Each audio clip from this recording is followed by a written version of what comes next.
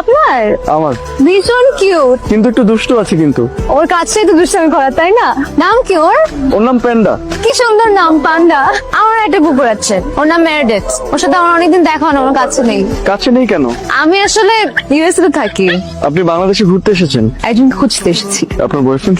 না, আমার মাকে। আমার বাবা আসলে আমেরিকান, আমার মা বাংলাদেশি। আমার যখন 5 বছর বয়স তখন আমার বাবা মা সেপারেটেড হয়ে যায়। তারপরে আমার বাবা আমাকে তার কাছে রেখে দেন আমেরিকাতে, আর আমার মা দেশে চলে আসে। তখন থেকে আমার মার সাথে আমার কোনো যোগাযোগ হয়নি।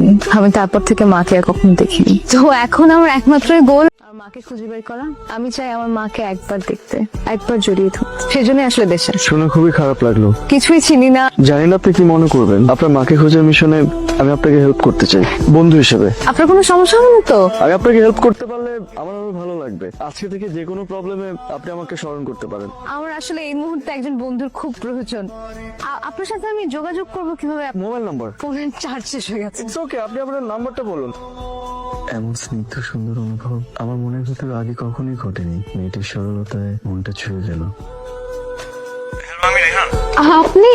আমি তো ভেবেছি আপনি আমাকে ভুলেই গেছেন। আপনাকে ভুলে যাওয়া তো পসিবল না। কেন পসিবল হবে না? আমাদের র্যান্ডমলি রাস্তায় পরিচয়, ভুলে যাওয়াটা অত্যন্ত স্বাভাবিক। আমাদের পরিচয়টা ক্ষণিকের, কিন্তু আপনাকে কথা দিয়েছি আপনার বন্ধু হিসেবে আপনার পাশে থাকবো। আরেকটা কথা, এটা আমার নাম্বার। আপনার যখনই আমাকে প্রয়োজন মনে হবে আমাকে কল করবেন, ঠিক আছে?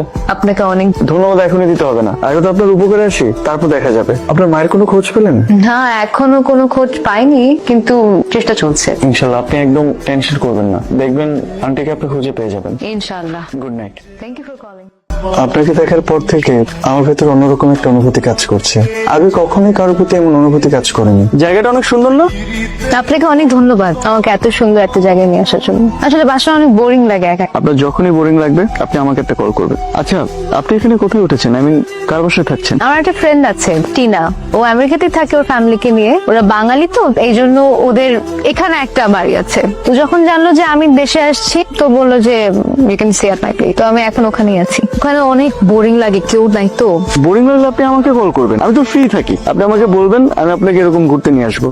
শুনেছি বাংলাদেশের মানুষ নাকি অনেক বন্ধু সুলভ হয়, অনেক ফ্রেন্ডলি হয়, আর আপনাকে দেখে সেটা আর প্রমাণ পাচ্ছি। আপনাকে দেখলে মনে হয় না কিন্তু আপনি আমেরিকানকে, মনে হয় যে আপনি একদম বাংলাদেশের। কি সুন্দর আপনি বাংলাদেশের ড্রেস ক্যারি করেন, বাংলাদেশের প্রত্যেকটা ট্রেডিশন ফলো করেন, সবকিছু অনেক সুন্দরভাবে নিজের মধ্যে ধারণ করেন। এই জিনিসটা আমার ভীষণ ভালো লাগে। ইনফ্যাক্ট বলতে পারেন আপনার ব্যাপারে এই জিনিসটা আমাকে অনেক বেশি মুগ্ধ করেছে। কি যে বলেন, তেমন কিছুই না। কিন্তু হ্যাঁ, এটা ঠিক, আমাকে আমেরিকা অনেকেই বলে আমি নাকি পুরো বাংলাদেশি। আসলে আমার মা বাংলাদেশি তো, হয়তো আমি মার মতো দেখতে।